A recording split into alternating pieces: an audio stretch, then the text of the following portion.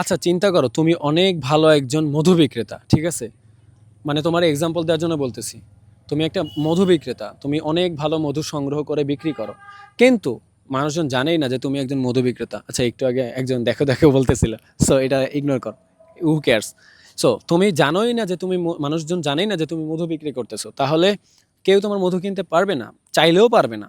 অনেকে হয়তো মধু লাগবে, বাট তোমার জানি না যে তুমি মধু বিক্রি করো, দ্যাটস ওয়াই ও কিনতে পারবে না। সো তুমি এমন অনেক মানুষকে দেখবা যারা লাইফে তেমন একটা কিছু পারে না, কিন্তু সব জায়গায় প্রেজেন্ট থাকে।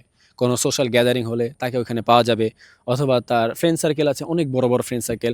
মানে এটা সোশ্যালে হওয়ার কথা বলতেছি। দেখো, আমি আমার লাইফের একটা বিশাল বড় অ্যামাউন্ট অফ টাইম আমি এক ঘইরা টাইপের ছিলাম, বুঝছো? কারোর সাথে মিশতাম না, কারোর সাথে কথা বলতাম না, কোথাও দাওয়াত দিলে আমার যাইতে ভালো লাগতো না, এরকম টাইপের ছিলাম, বা আমাকে কোথাও দেখা যেত না।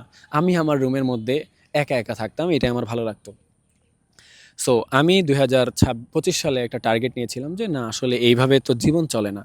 সো তখন আমি চেষ্টা করেছিলাম যে আসলে দেখি সোশ্যাল লাইফটা কেমন হয়, বা মানুষের সাথে কথা বললে বা রেগুলারলি ক্যামেরার সামনে বা মানুষের সামনে আসলে জীবনটা আসলে কেমন লাগে।